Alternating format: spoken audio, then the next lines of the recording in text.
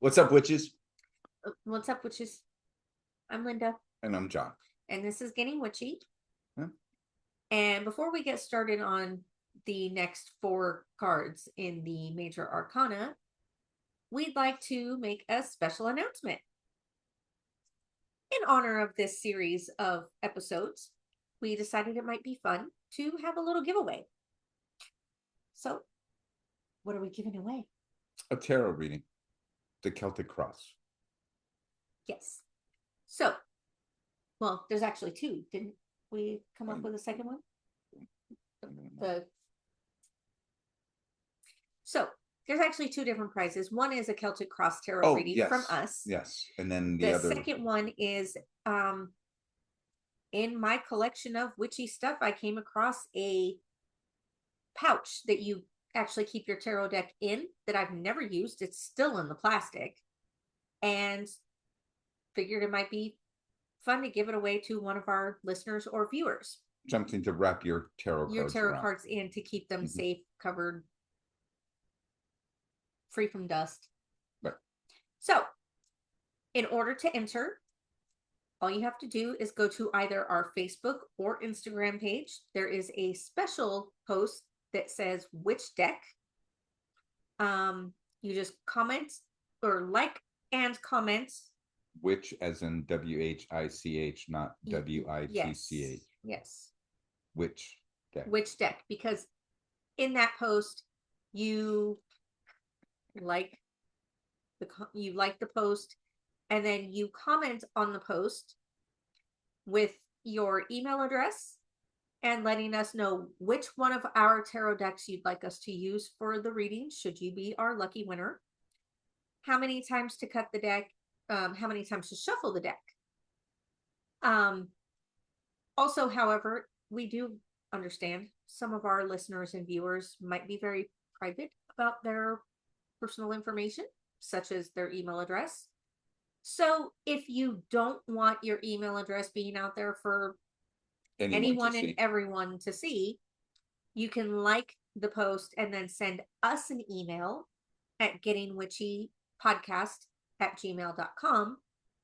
Let us know whether it was the Facebook or the Instagram post that you liked, and what your username is, so that we can verify it and get you entered in the drawing. Now, you do have from now until April 22nd, 2026 to get entered. Because it's going for the length of the series, and this series is going to be a hot minute. Scheduled to go until April 19th. We just wanted to give you guys a couple extra days to get entered, and then on April 23rd, we will be drawing the winner live on our YouTube channel. So, without further ado, yes, let's get into the next 4 cards of the Major Arcana. So we have the Emperor, card number 4.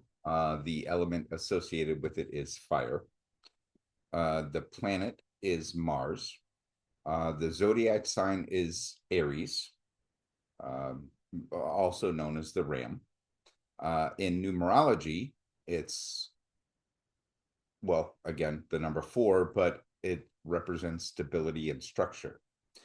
The Hebrew letter of He, or He, He, is represented on the card. The primary principle is authority. It's a crowned monarch who sits holding a scepter in one hand and a globe in the other. I'm not sure if you guys can see the globe. I don't see it. It's in this hand over here. I see it.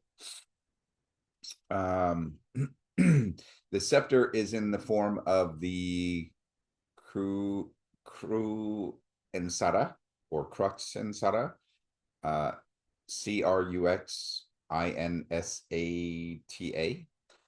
The arms of his throne have ram's heads on them. The symbolism, the dark red scarlet robes represent assertiveness. Red represents sexual energy, which often motivates individuals in its drive to express free will. The plate armor represents willingness to defend and protect the throne. his position, his people, and his kingdom. The 4 ram's heads equal 4 major characteristics of the sign of Aries. Individuality, self-protection, self-projection, enterprise, and expression of personal will. Now, I don't see the mountains on the card, but the mountains represent... They're right here. Oh, in the background. Yeah, okay. In the background. So for those of you who can't see it, it's right here. The mountains in the background represent stability of his courage and the forthright nature that is so much part of who he is. The Ankh, the symbol of life, astrological sign for Venus, which is the force behind his rule, which is divine love. The upright keywords equates to inspired action and personal power. Now, so upright, it represents inspired action and personal power. In the reverse, it's disconnection from personal power and the inability to take action or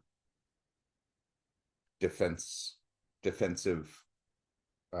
position, and generally an immature reaction to whatever is going on.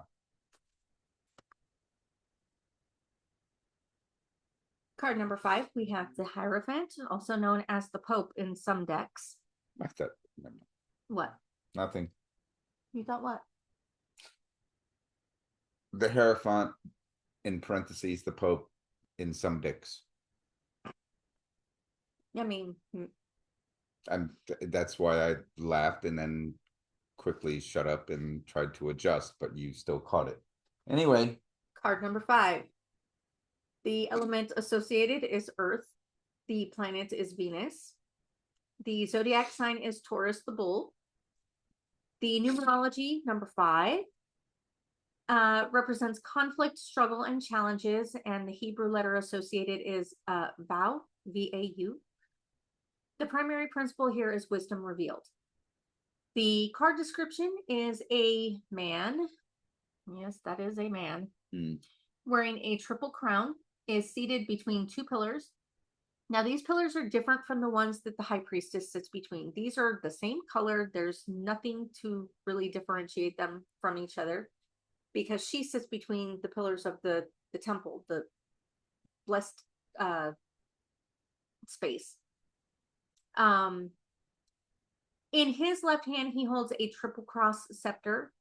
In his right hand, he holds up 2 fingers pointing towards the sky. And at his feet lay a pair of crossed keys. Before him are also 2 priestly ministers kneeling in front of him. Now, the symbolism of this card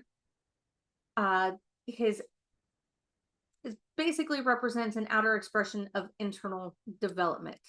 The pillars are supportive of outer form and formal power structure of religion. The staff that he holds that has the triple cross on it, and the 3 crosses on his robe, both indicate the threefold nature of the Christian Trinity: the Father, Son, Holy Spirit, Holy Ghost, whatever you want to call it. The gesture of his right hand, the 2 fingers pointing towards the sky, represents the power of the power of the Trinity comes from above. Now, I'm not sure if you guys noticed, but the High Priestess didn't have that gesture. She basically was just sitting. It also represents 3 aspects of the human personality, which is physical, emotional, and mental. Some more emotional than others. Yes. Now, at the very bottom of his robe right here, there is a little square. You guys can't really see it, but if you've ever seen this card, or if you look it up, you'll see there is a very tiny square at the bottom of his robe. That represents a symbol of earthly manifestation. The 2 keys that are laid at his feet are said to be the keys of the kingdom, which may unlock greater potential within ourselves. And the 2 priests, one wears a robe of lilies, symbolizing faith, and the other wears a robe of roses, symbolizing love and devotion, both of which are qualities that underscore the path that religion demands. If you see him upright in a reading, the keywords associated with that are teacher, and tradition. Should you find him reversed? Again, the reverse on any of these is if you choose to use them in that sense. In reverse, right? The keywords associated are rigid beliefs and a refusal to learn. That sounds like some church leaders. And then the next one is the Lovers. Now, it is card number 6. It's the element of air. The planet most representing it or signifying it is Mercury. The zodiac sign is Gemini, so the twins, hence the Lovers. Which it's kind of, I mean, twins implies being related. Yes. Okay. The Hebrew letter on the card is Zain, Z-A-I-N. I may be mispronouncing it, but anyway. The primary principle is union of opposites. Well, with the card description, it's a man and a woman. They're standing beneath a large winged figure. Some think an angel, with the sun shining above them. Behind the man is the tree of life, bearing 12 fruits. Behind the woman is the tree of knowledge of good and evil, with a serpent intertwined around it. The symbolism of the card is cooperation and coming together of two peoples. The angel represents the blessed union and gifts them with the divine radiance. The sun equates to life of spirit being brought into their earthly experiences. Apples represent fertility. The snake represents a warning not to abuse one's sexual nature, but is also a symbol of great love and wisdom. Interesting. What the wisdom that results from rising up of the Kundalini energy in our spine. The 12 burning leaves on the tree of life equal the 12 zodiac signs. Now, upright, this would represent relationships and alignment. In reverse, it would be basically disharmony and imbalance. Yes. The exact polar opposite of. Right. Yeah. So, I'm guessing, do you know what Kundalini is? No. Well, I mean, no. Okay. So I know. I've read about it a little bit and I've worked with it very, very limited amount, but it's basically, when you practice certain types of meditation and yoga, it's the sexual energy that rises and kind of circulates around your body through your spine. Kind of like a DNA strand. Yes. Mm. Yeah. Mm. So, which I think is actually very accurate for this. Mm-hmm. And then, of course, we have card number 7, which is the Chariot. The element associated with this card is water. The celestial body is the moon. The zodiac sign associated is Cancer, the crab. Numerology 7 represents personal growth, planning, and assessing. The Hebrew letter is Heth, Heth, H-E-T-H. The primary principle is the use of inner will.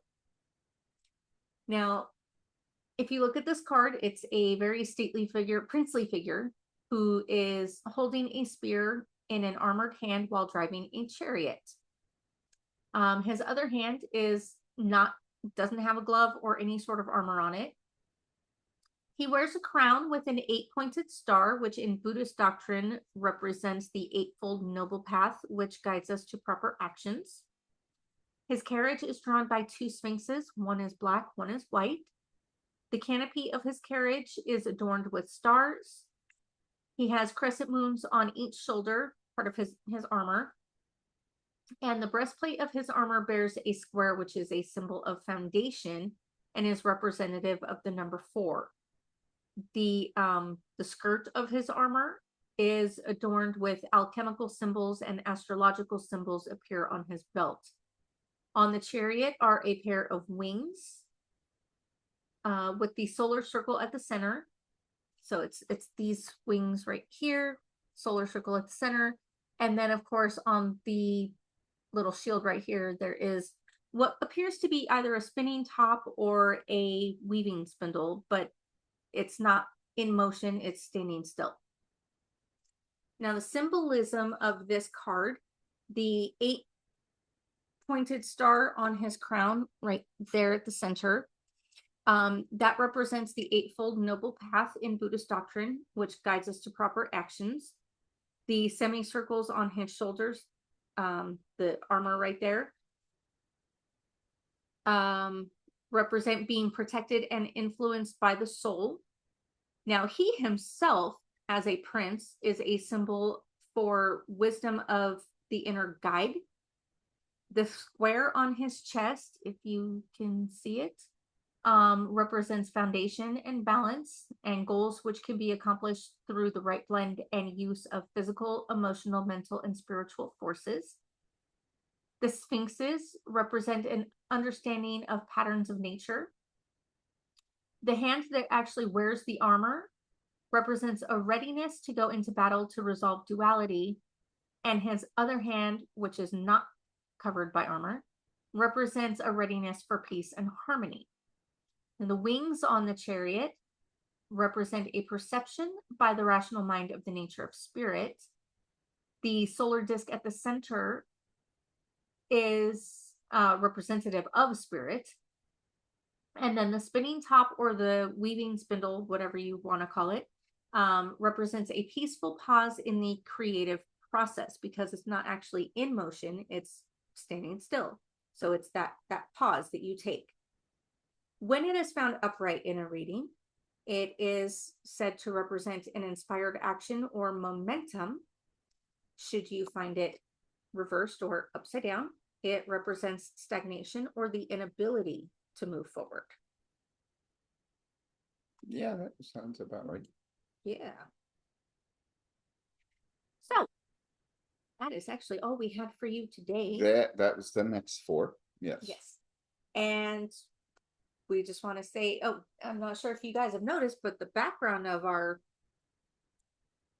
video has changed. Yes, we have a new home altar, and then a new, by default, a new money bowl altar.